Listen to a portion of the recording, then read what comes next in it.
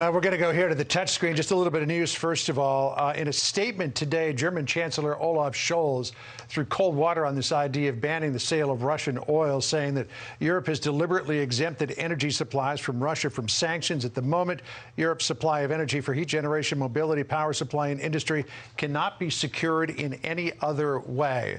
So this idea of putting a stop to the sale of Russian oil to really try to choke Vladimir Putin's war machine is off the table, at least for the moment. Plenty of other things on the table, though. Let's bring in retired General Philip Breedlove, former NATO Supreme Allied Commander and Distinguished Chair at the Middle East Institute. So, General, I've got up on the touch screen here the advance of Russian forces. There's an extra little bit in here, too, coming from the northeastern part of Ukraine down toward Kiev that Russia claims to occupy, though there's some information that maybe they don't hold it. But it looks like the push is coming here from the northeast in Ukraine, from the west of Kharkiv, down here because toward Kiev, because all of these forces up here to the northwest of Kiev have really been kind of held up.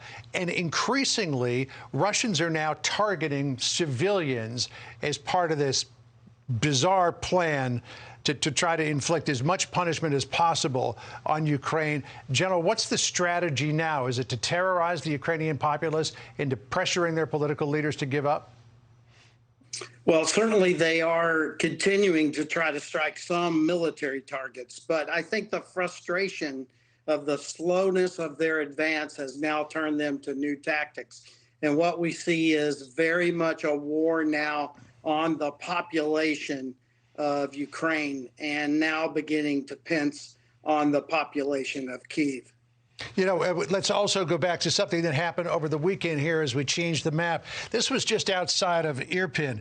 This is the P30 highway. Irpin's up here to the northwest, and people are coming down along this road here, the P30 highway. This bridge has been taken out to try to stop an advance of Russian forces.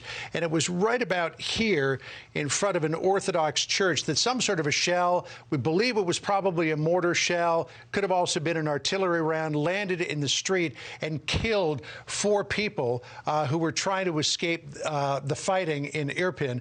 It was a mother and her 2 children, and then a family friend who was traveling with them.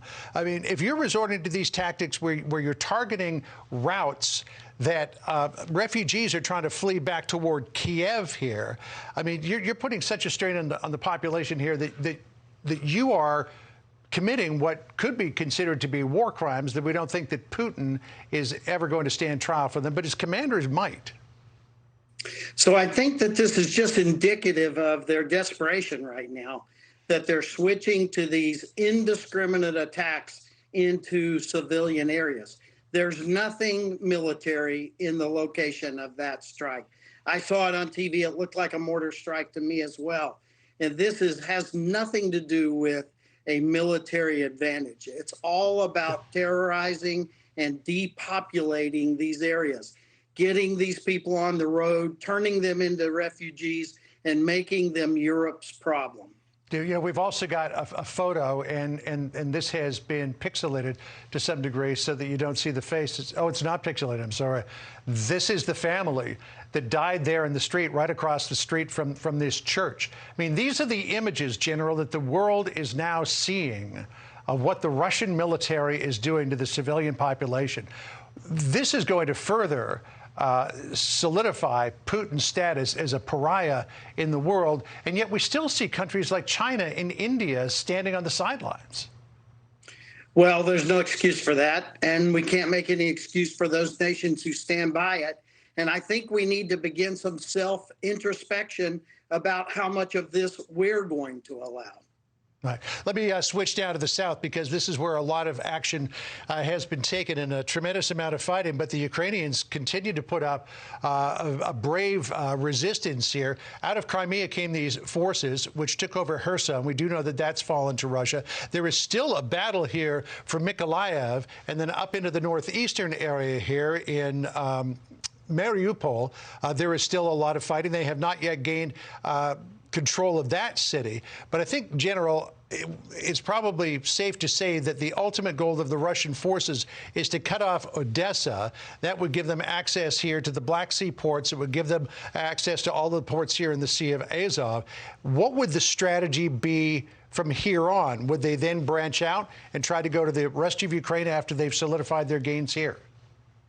Well, first of all, when they cut off and if they cut off Odessa, that's the last port that Ukraine has. So Ukraine will be a landlocked nation, and that will have devastating effects on their economy.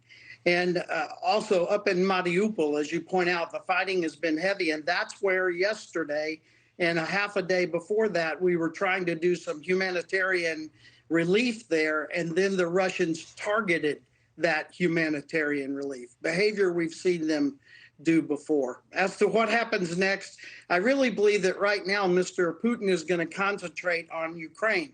But if you just look barely beyond Odessa down the coast, you see Moldova and Transnistria, and there is a large Russian force in Transnistria right now that could in the future marry up to.